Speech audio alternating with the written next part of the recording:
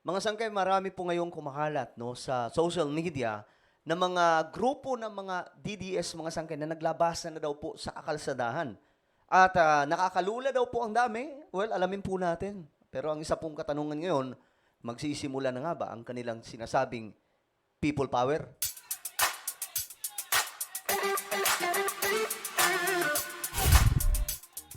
Hello guys, ako muli ito, Sangkay Janjan, nagbabalik dito sa ating channel.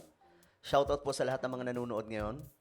At ito, pag-usapan po natin ang isa sa mga matunog na usapin ngayon patungkol po sa mga DDS na mga supporters po ito ni Tatay Digong na naglabasan na nga daw po at nagpakita ng malakas na puwersa.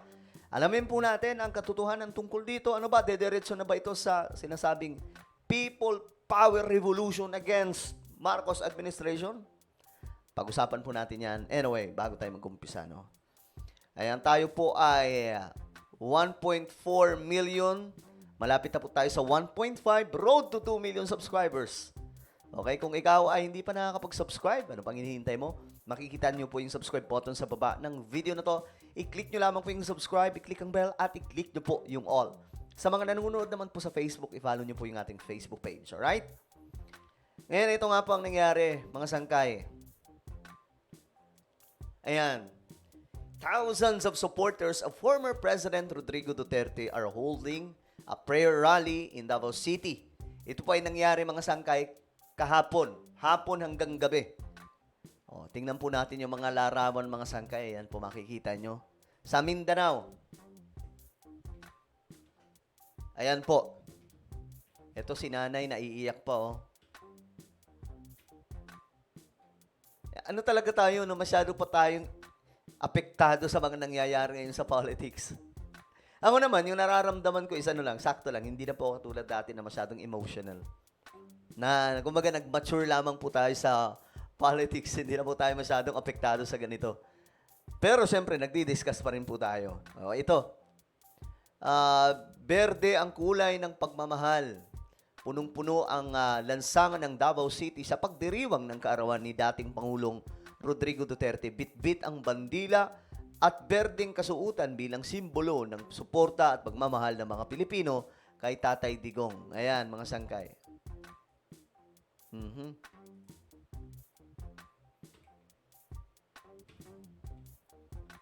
So, ganyan karami, mga sangkay. Ayan po. Ito araw to, hindi na po ito edited kasi araw po yan, kitang-kita nyo po yung dami, puro green. Green at saka white, pero mostly green. Kasi pag Marcos kasi red po yan eh. Okay, ito naman mga sangkay, nagpang-abot po. Ito ay sitwasyon sa Mindiola kahapon, mga sangkay, alas 5 ng hapon. Nanindigan ng mga taga-suporta ni dating Pangulong Rodrigo Duterte na hindi umano sila bayad sa pagsasagawaan ng kanilang kilos protesta. Bantay sarado. Nakikita nyo, mga sangkay. O, tingnan nga po natin.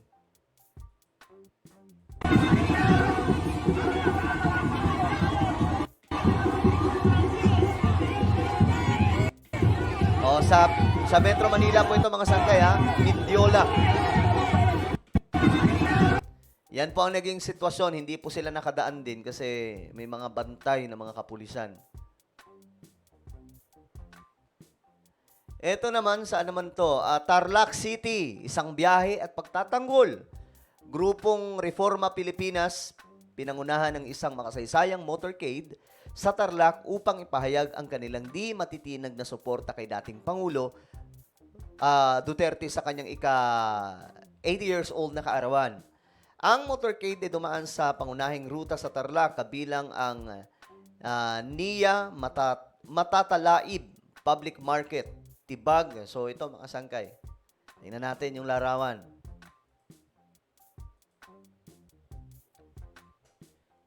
Ayan po.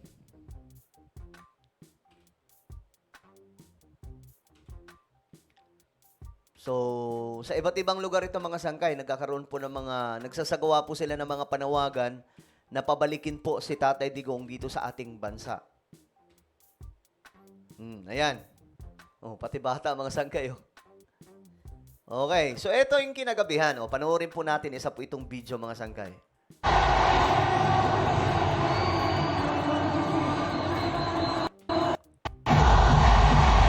Dami, no?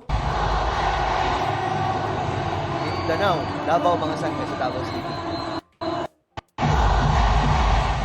Okay. O, ayan, mga sangkay. Ito naman sa araw.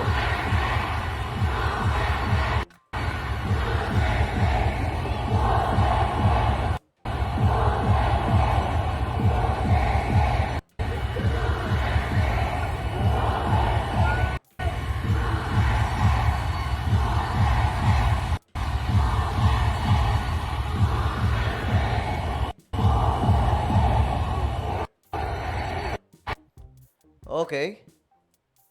So ito naman mga sangkay, ito sa gabi na rin po ito. Happy 80th birthday former President Rodrigo Duterte. Ito sa ano to, mga sangkay, Kidapawan City, North Cotabato. So tingnan po natin. Crowd ng Kidapawan City, North Cotabato O iba pa po ito sa Davao City, mga sangkay. nagsiselebrate ng 80th birthday sa ating dating mahal na Pangulo, Rodrigo Roa Duterte. So sulit talaga ang suporta ng mga North Cotabateños, especially to Kidapawan City sa pagmamahal natin sa ating dating Pangulong Rodrigo Roa Duterte. Pilipinas, Duterte pa rin ang tunay na nagmamahal sa atin. Laban niya ay laban natin. Pilipinas, Duterte pa rin.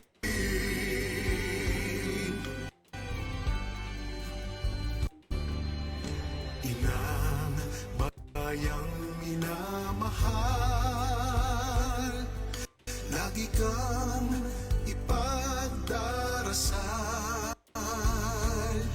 na muli kitang makita. Pilipinas, bangon may pag-asa pa. Pilipinas, Duterte pa rin ang tunay na nagmamahal sa atin. Laban niya.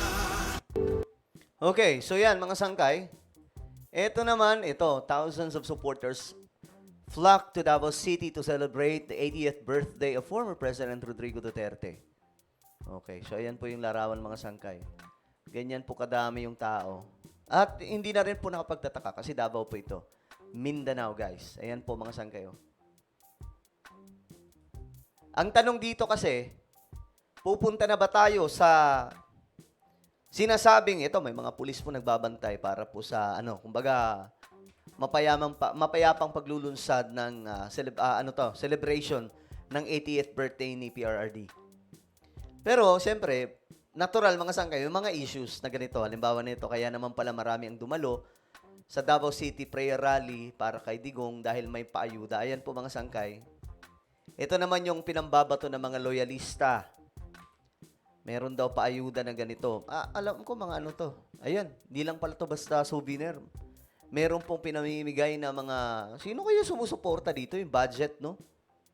Ayan. Ako, sanay na rin po tayo sa mga ganito. Kasi, kahit po kay PBBM, inaakusahan din po na may ganyan. May paayuda, di ba? Pumupunta daw sa rally, may paayuda. So, hindi na po siya bago eh. Both side, meron po talagang paratang na ganyan. May namimigay daw po ng ayuda. Mga bayaran daw po. Natural na po yun sa mga campaign rally na may mga ganyang klaseng batikos. But here is my point, mga sangkay. Or, kumbaga, ito po yung pinakatanong ko talaga ngayon. Ano ba? Magsisimula na nga ba ang sinasabing people power revolution sa panahon natin ngayon? Kaya na bang palayasin si PBBM ng ganyang karaming tao? Mga sangkay, malabo pa po ito. Malabo pa kasi kailangan po nilang humakot ng mga nasa 3 million na mga tao sa EDSA. Yun ang kailangan nilang gawin. Medyo malabo po pa pong mangyayari. Pero just in case, ganito lang. Kung mangyayari man yan, na magkaroon ng mga demonstration, tapos magkakaroon na po ng gulo sa Pilipinas, ang kakaharapin po nila dyan is declaration ng martial law. Yun po ang mangyayari dyan. So, ito rin po yung kinakatakot mga sangkay ng kampo nila, former President Rodrigo Duterte. Kasi once na mag-declare ng martial law, kasi nasa ano po yan Constitution. Sa 1987 Constitution, nandun pa po yung martial law. Ibig sabihin, kapag ka mayroon pong rebellion, invasion, or rebellion mga sangkay, may authority ang presidente na mag-declare ng martial law, lalong-lalo na po kung approve ito ng Congress at Supreme Court. So, yun lang po. Magkaroon ng people power, magkakaroon ng martial law. Yun po ang possible na mangyayari dyan. Well, ano sa tingin nyo mga sangkay? Ang inyong opinion, just comment down below. Meron po tayong isang YouTube channel, Sangkay Revelation. Hanapin nyo po ito sa YouTube. Dito nag-upload po tayo ng mga video patungkol po sa mga nangyayari sa ating mundo related po sa Bible prophecy. Alam ko magugustuhan po ninyo yung mga topic natin dito. So, hanapin nyo lamang po ito sa YouTube. Kapag nakita nyo na, i-click nyo po yung subscribe, i-click ang bell, at i-click nyo po yung all. Ako na po ay magpapaalam. Mag-iingat pong lahat. God bless everyone.